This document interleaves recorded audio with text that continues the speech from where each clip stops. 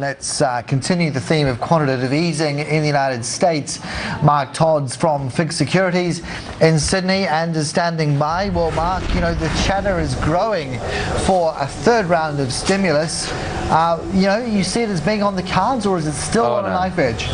Oh, I don't think there's going to be any more stimulus. I don't think they'll be able to get that through. I think they're going to be saying they're going to have to stand on their own 2 feet, to be honest, Carson. Well, the punch bowl is very seductive, is it not? You whip it away and you get a lot of people crying foul in the markets.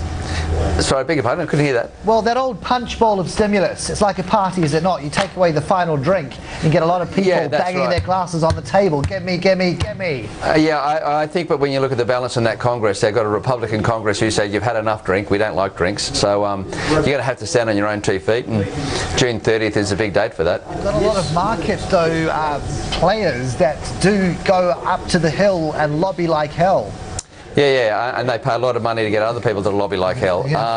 I just think they're going to have to say, I think there's an element that might say, let's just see what happens. Let's just take that risk. And they can always go back to the market and do it again. But you know, you see in some of the commentary you've had today that people are saying it's around the petrol price. There is the opportunity for the economy to continue to grow. We saw some good unemployment numbers out of the States. So I think now's the time they eventually have to get off that drink.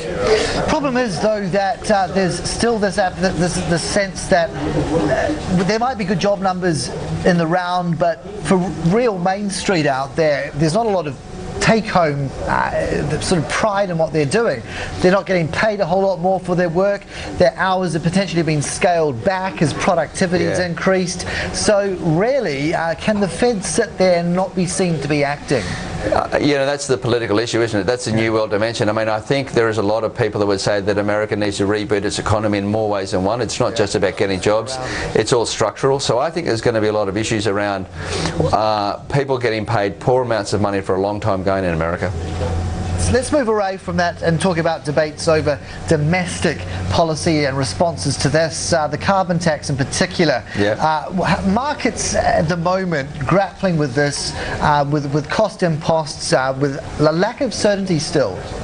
Well, you know, if you talk about lobbyists, we've got the same sort of thing coming out in the media at the moment, all the various institutions pushing their own barrow. I think the government will look to try and get as quickly as possible some of the information out about what it wants to do with the money it recoups.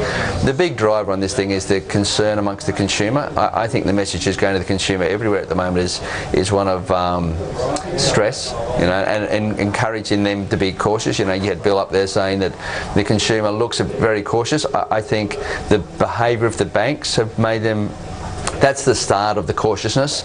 And then you've got carbon tax being, you know, our rates are going up. At the moment you see energy going up. Imagine what a tax would look like, and I think that people tend to want to save and prepare for that. Your advice, though, about not just keeping it in the bank, you know, or under the bed. What would you be saying? Interest rate linked bonds. This is a good space to be. Well, I think, you know, we're always encouraging people to have a balanced portfolio around the cash and the equities and the term deposits and in the fixed income space. So if you are concerned about the inflation impact, you know, you're seeing the European Central Bank saying inflation is a concern and commodity prices making inflation a concern, you might buy some of those inflation-linked bonds, and that makes a bit of sense. You know, a percentage of your portfolio buys into those assets, you know, protects some of your money. It's better than being under the bed or given to your wife.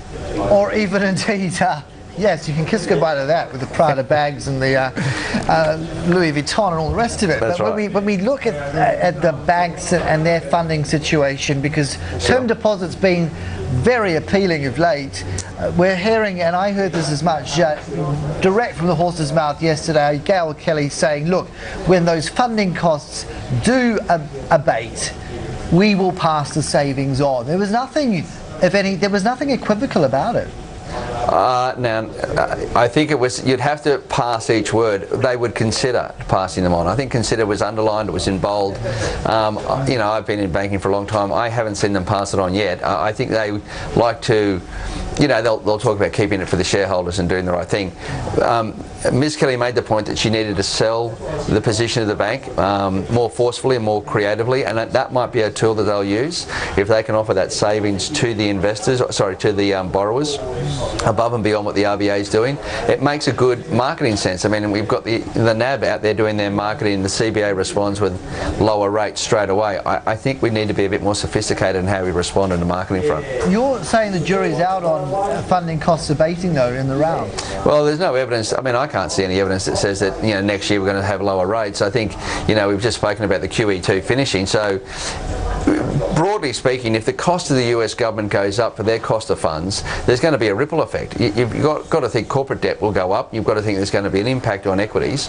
So there's no evidence to say that there's money's becoming cheaper for all the corporates. I mean, it might be for big names like Woolies, but, you know, if Woolies are able to buy 5-year debt at 105, CBA's at 105, it's hard to understand how you're going to be able to lend to the CBAs and be able to get, you know, sorry, lend to the Woolies and get better debt for yourself. I don't see any evidence yet of that. Well, put it this way, you know, if you look at that rollover funding, which is always occurring with the banks, sure. And you talk about 105 levels, well, what were they, say, in 2009 as to what they are today when they've just done their latest rolling over? Yeah, that's true. And you can see that in 2005, 2006, they were at 35 over, and then they go to 200 over, and it all becomes one of a broader funding mix. And if you look at the CBA as an example, broadly half of their funding is from their deposit market. That's $335 billion in the deposit space. So they're big numbers constantly moving over. So it's not like they've got $40 billion maturing in, you know, 2012. Yeah. It's all part of a broader mix. So that deposit piece is a very big part of their business. And, you know, at the moment they're being forced through Basel III to give good deposit rates to retail. I mean, we're still seeing some great rates, and they need to get that as a permanent shift in their business. All right, well, the signs of the consumers exercising caution gives them every reason to feel comforted, one suspects, because the money will likely remain right where it is on that term deposit. Yeah, I think they'll continue to be cautious. I think, you know, there's the tone of the carbon debate that makes everyone a bit nervous. It's so aggressive, and I think you're hearing people saying inflation is going to take off, and I just think the retail space looks awkward. And I think you just mentioned the one-speed economy being the one-speed taking off being miners. I think there's enough out there to make everyone on the retail space, which is consistent. It's consistent with what the RBA is saying. Right. They're saying the consumer is nervous, and that could actually give you the perfect world. You know, continued growth, high GDP, and everyone's saving the money. They might be very, very happy at the end of 2011. Mark, Todd, how things change. We'll talk soon. Take care. Bye-bye. Mark, Todd.